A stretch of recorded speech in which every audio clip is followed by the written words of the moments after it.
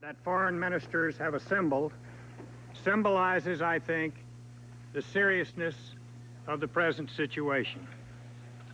I would like to begin today's discussion with a quotation that I think aptly sets the context for our discussions today. The quotation is as follows: "There is no precedent for a people being the victim of such injustice and of being at present threatened by abandonment to an aggressor. Also, there has never before been an example of any government proceeding with the systematic extermination of a nation by barbarous means in violation of the most solemn promises made to all the nations of the earth, that there should be no resort to a war of conquest, and that there should not be used against innocent human beings terrible poison and harmful gases." Close quotation. Those words, I think, could well have come from the Emir of Kuwait, but they do not. They were spoken instead in 1936, not in 1990. They come from Haile Selassie, the leader of Ethiopia, a man who saw his country conquered and occupied, much like Kuwait has been brutalized since August the 2nd. Sadly, colleagues, that appeal to the League of Nations fell ultimately upon deaf ears. The League's efforts to redress aggression failed, and international disorder and war ensued. History has now given us another chance. With the Cold War behind us, we now have the chance to build a world which was envisioned by the founders of this organization, by the founders of the United Nations. We have the chance to make this Security Council and this United Nations true instruments for peace and for justice across the globe. We must not let the United Nations go the way of the League of Nations. We must fulfill our common vision of a peaceful and just post-Cold War world. But if we are to do so, we must meet the threat to international peace created by Saddam Hussein's aggression.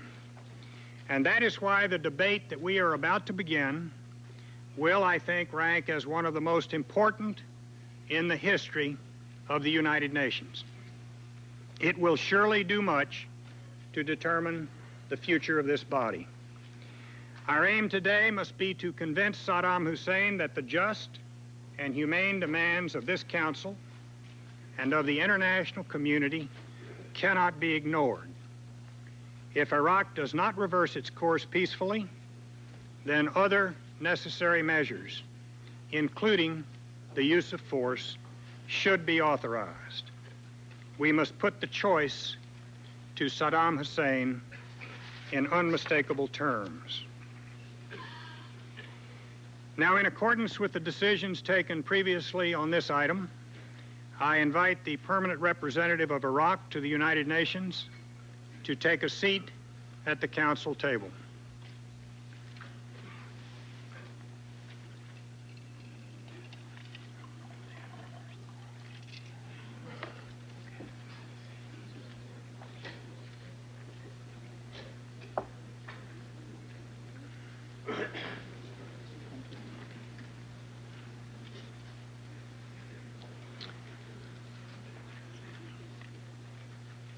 I invite the distinguished Deputy Premier and Minister for Foreign Affairs of Kuwait to take a seat at the council table.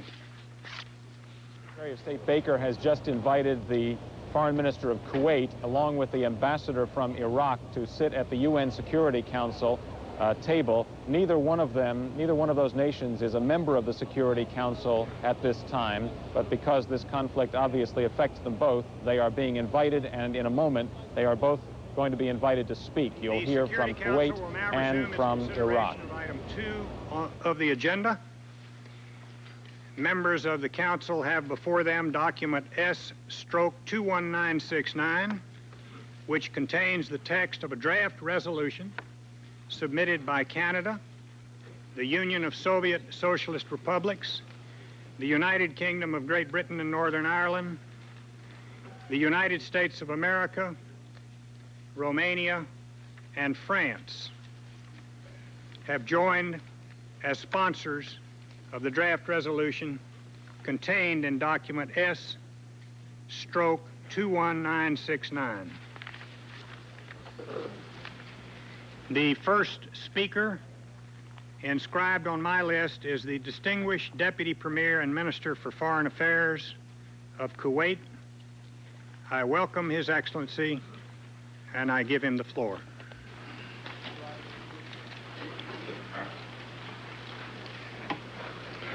بسم الله الرحمن الرحيم. In the name of God, السيد الرئيس، أصحاب السعادة، وزراء خارجية الدول الأعضاء، الأخوة أعضاء الوفود، باسم الكويت أحييكم. The international community stands behind it in its struggle to eliminate oppression and tyranny and in reinforcing its aspirations to overcome the plight of occupation.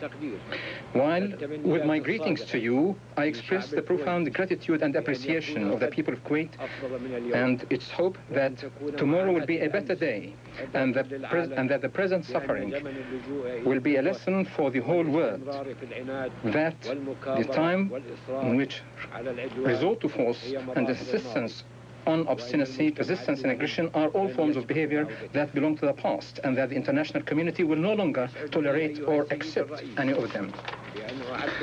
Mr. President, may I express, on behalf of Kuwait to you, a sincere acknowledgement of the key role played by the United States during its stewardship of the Security Council during the month of November.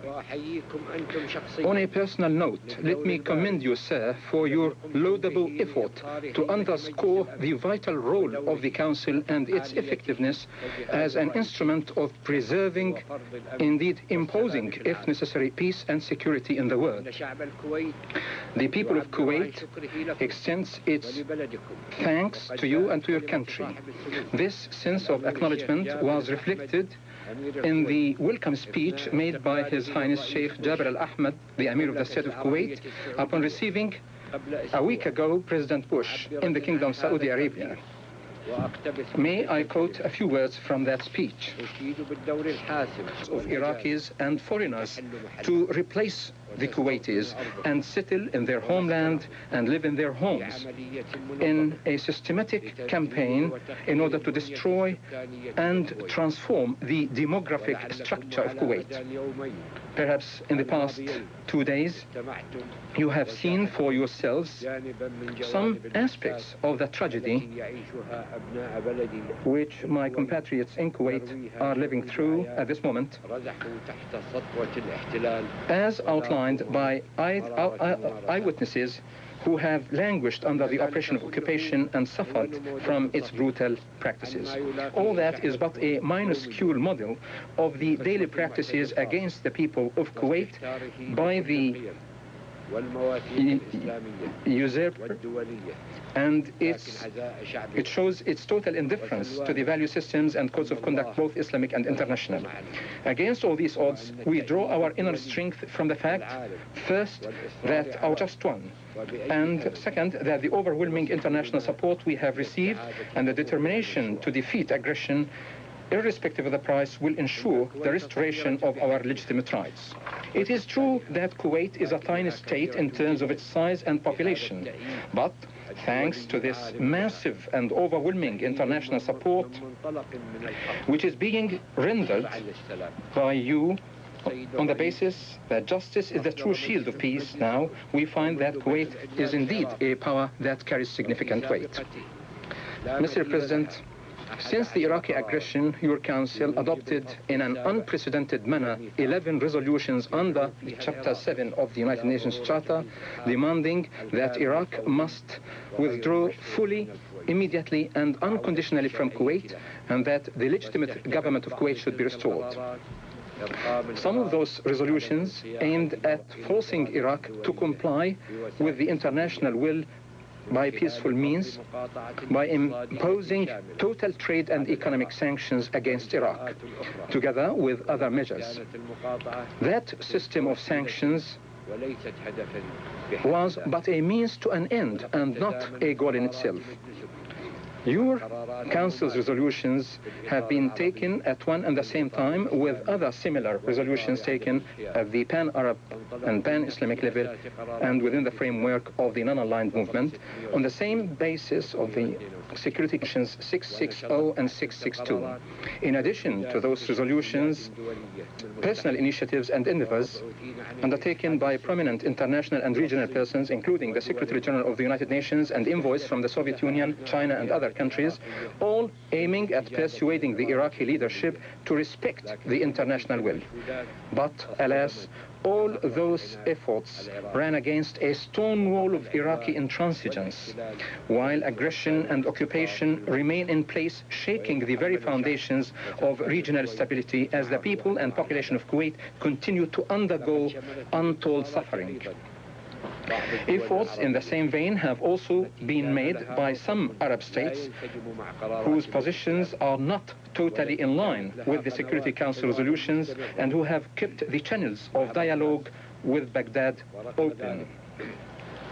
Despite all those efforts and good offices, the Iraqi regime persists in its intransigence and obstinacy, rejecting all overtures, disdaining all peaceful attempts, and thumbing its nose at the world community and the shrugging off the international will.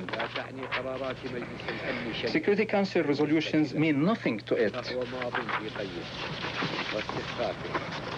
showing no these efforts and all these resolutions and that time, which is measured by my people in minutes as they continue to bleed profusely. No one really can now claim that the international community has not given to Iraq full opportunity to comply with the international will, or, for that matter, that the world community has not offered good feasible grounds for a peaceful settlement and the elimination of the prospects for war and saving the region a real Holocaust, the consequences of which no one perhaps can predict except God the Almighty. No one can really claim, nor can anyone really claim, that the international community did not pay due attention to any forthcoming signals or really meaningful Iraqi initiatives in response to the Security Council resolutions. Channels of communication with the Iraqi regime are full of good prospects for achieving a just, peaceful settlement. Indeed, there are many formulae and avenues that can indeed lead to peace. But the intransigence of the Iraqi regime is the real reason that is pushing the region at this point to a conflagration that we do not want to see, but it's being imposed upon us, for it now seems to be the only avenue to ensure the restoration of our rights. Mr. President, the Iraqi regime has sought to deflect attention from its crime against world peace and its crime by invoking issues that have nothing to do with its aggression against Kuwait, like citing the danger of the foreign presence in the region. Iraq is the first to know that it is the real reason for that presence. It cited the question of hostages in order to create a humanitarian issue without paying due attention to their dignity. Indeed, it dragged them into its adventurous schemes in a desperate attempt to link between its aggression against Kuwait and its occupation and the expulsion of its people and the question of Palestine, which is, alas, the first victim of its aggression.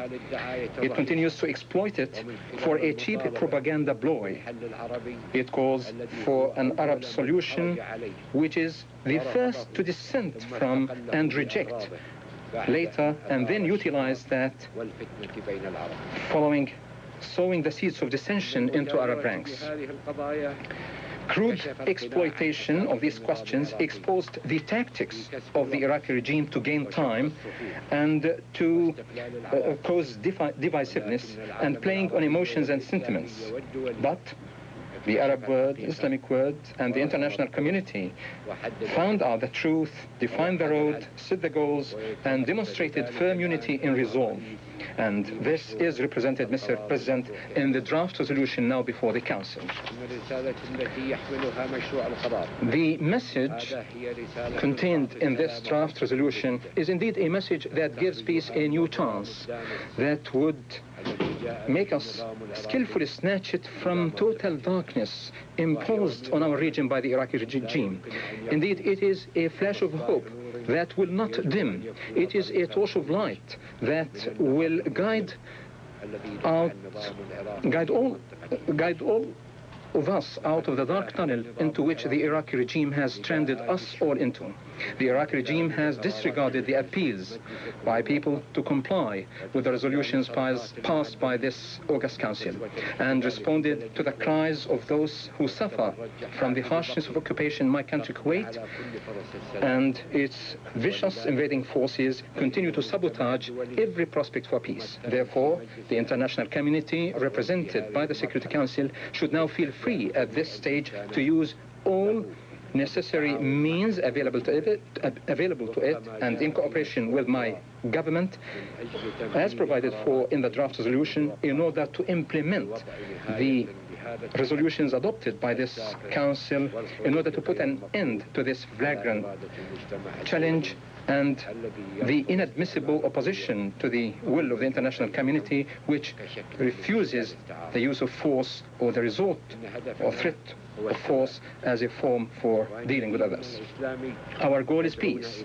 Our Islamic faith advocates for peace and enjoins us to work earnestly and sincerely for peace. But, by the same token, true Islam makes it imperative upon all of us to resist aggression and not to yield in submission to the aggressor. Perhaps God the Almighty has defined for us a prescription for a fair and just recourse in the face of such an aggression.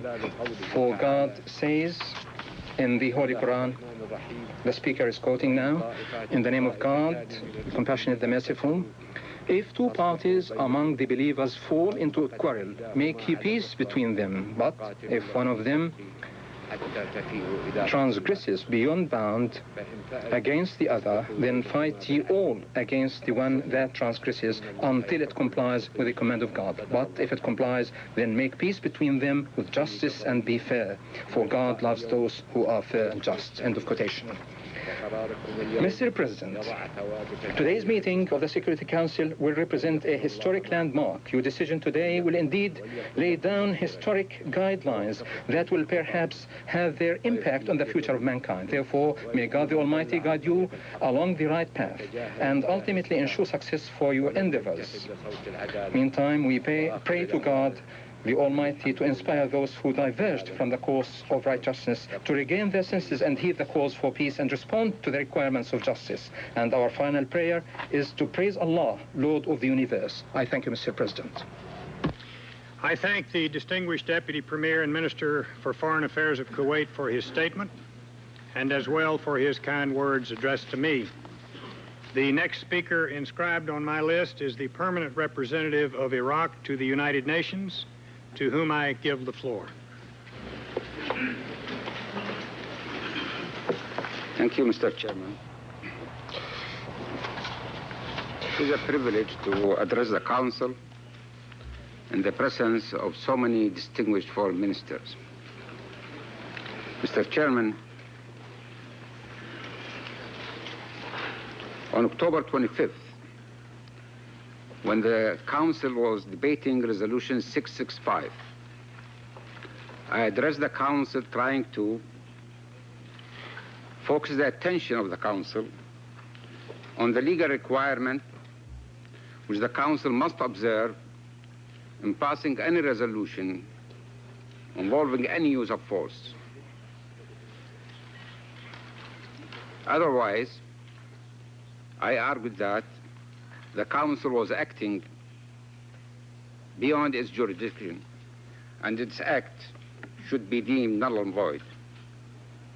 For a better reason, I believe the same argument applies today. For under the UN Charter, any use of force would be deemed an act of aggression, except in 3 exclusive cases. The first case under Article 51, which involves self-defense, and is limited in this case, that is the use of force, until the Security Council is seized with the matter. Beyond that, any use of force would be an act of aggression. Also, the Security Council can act in case the sanction passed in accordance with Article 41 proved to be ineffective or unenforceable, in which case the Council could act collectively under Article 42 by using force in accordance with the mechanism provided for in Article 43. In other words, in this case, only collective action under the command and control of the Security Council in coordination with the Staff Military Committee can use force against any other country, rather than authorizing individual member state to lynch any particular country for any reason. The third case, Mr. Chairman, was under Article 106, in which case, when the Council fails to reach special agreements with member countries in order to put their forces under the Security Council command, and then the 4 countries who signed the Moscow Declaration of October 1943, together with France, and in consultation with the members of the UN, can undertake joint action against any particular country. These are the 3 exclusive cases where the use of force may be authorized by the Security Council in a legal manner. However, regrettably, the Council apparently thought that the legal requirement in this case are disposable niceties. This is why tonight I'm going to focus attention on the political aspect of the dispute. I will read my speech now in Arabic, Mr. Chairman.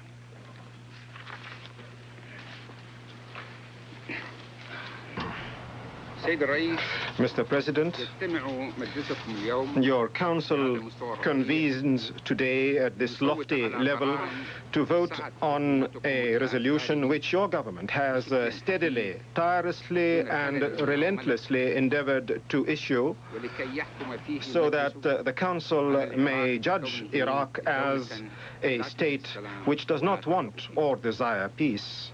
Approach is totally rejected by us because it is a brazen violation of the principle of equality between the countries and peoples of the world. It is an infringement on the human fundamentals upon which international relations must be constructed. The American logic throttles any initiative for dialogue with a view to attaining a peaceful settlement either on the Arab or international levels. This logic stems from American imperialist considerations which have become glaringly clear more than any time before, especially in our Arab region. This is reaffirmed by the fact that the premises of this policy of the United States and the arguments which it invokes and the objectives which it declares are self-contradictory. Their final outcome is to embody the approach of the double standard in dealing with cases of a similar nature for purely American interest considerations. Where is the new international order claimed by the United States and which is wittingly or unwittingly referred to by others?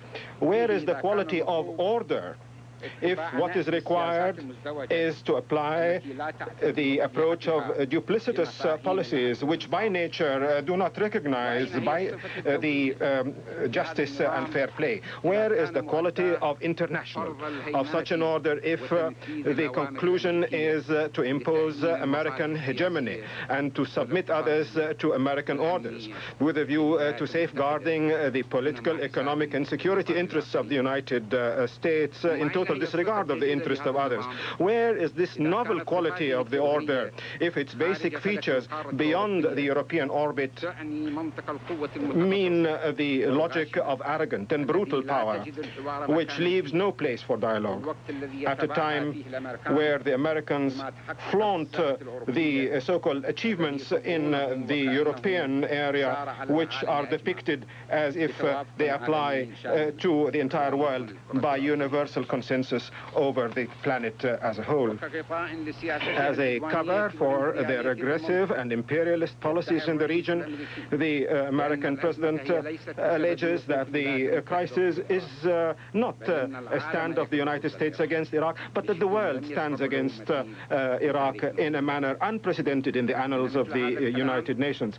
Such talk lays bare a fact that the small energy and employment, and finally the claim that Iraq has acquired nuclear weapons. There are aggressive forces and offensive forces. The differing objectives of the United States has led one American observer to state, and I quote, so much confusion that rational public response is impossible. Sayyid Rais. United Nations for his statement. It is my understanding that the Council is ready to proceed to the vote on the draft resolution before it, and unless vote debate. We will now put the draft resolution. The resolution that the United States is proposing here is the one that calls for the authorization of use of force. In favor of the draft resolution contained in document S/21969, please raise their hand.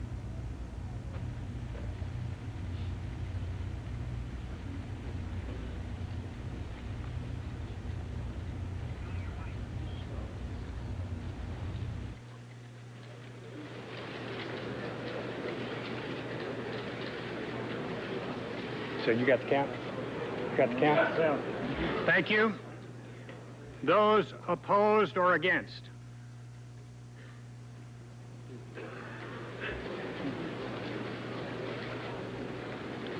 Thank you. Abstentions?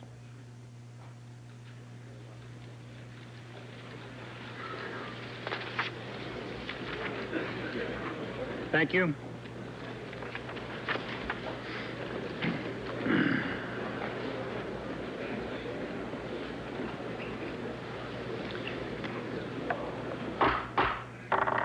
The result of the voting is as follows: 12 votes in favor, 2 votes against, 1 abstention. The draft resolution has been adopted as Resolution 678, 1990.